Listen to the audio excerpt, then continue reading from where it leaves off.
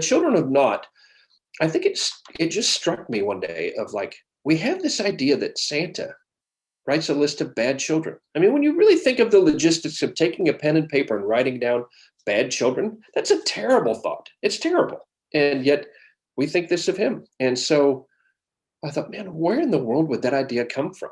And I thought, naughty children.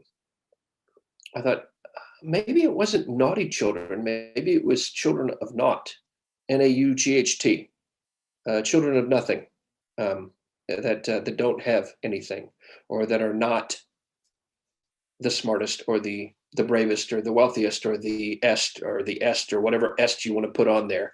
They're not that kid. They're just a kid making their way in the world. And so that's where the idea of maybe what we misunderstood, naughty, was not naughty, it was of naught, of nothing. All right, here we go. So what's happened is, up to this point, this is chapter 12.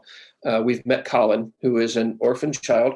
We're in an era before electricity, where he is, it's an era where most kids did not go to school except long enough to learn how to read, and then they're out of school. He and other orphan children are working. He does a lot of tree chopping. That was his job, for a big factory in town, to burn in the furnace. Skipping a lot of details as far as the disaster that has come, and that he actually accidentally helped cause. So he has just run away.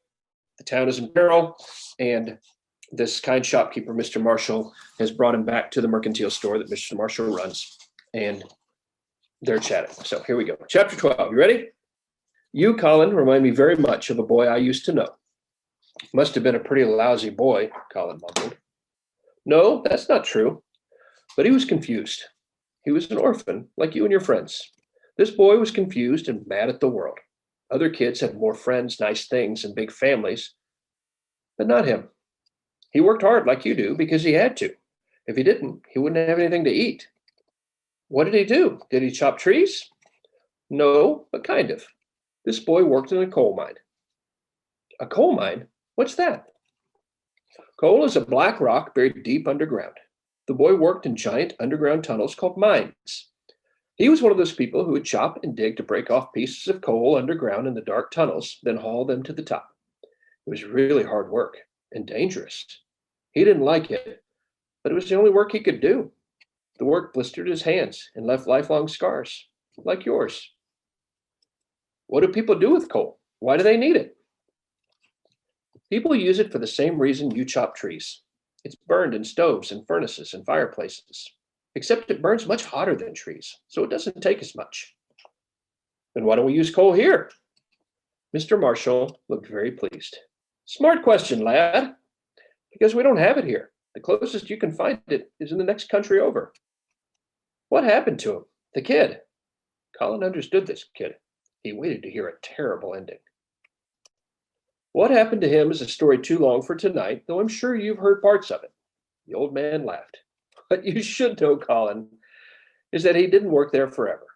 He discovered that he liked building things, especially toys, and that he loved making children happy. As he grew, he made more and more and more toys. Then he found little friends to make toys with them. Then, as you may have heard, he delivered toys all over the world, the entire world, on Christmas Eve.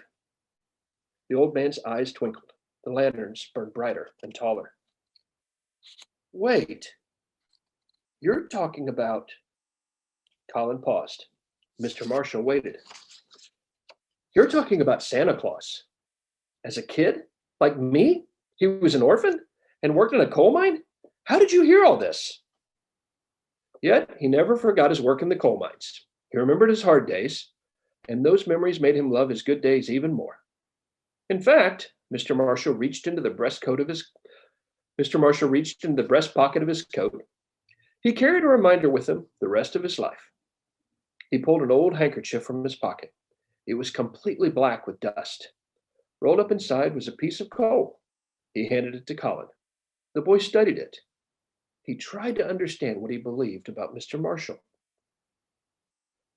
When he gave it back, Colin noticed the palms of the very, very old man's large hands.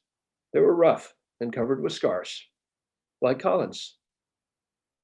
Colin's eyes got wide. He looked at the man's joyful face. Your name isn't Mr. Marshall, is it? In this town it is, but I've been called other names. His eyes sparkled. You're Santa Claus.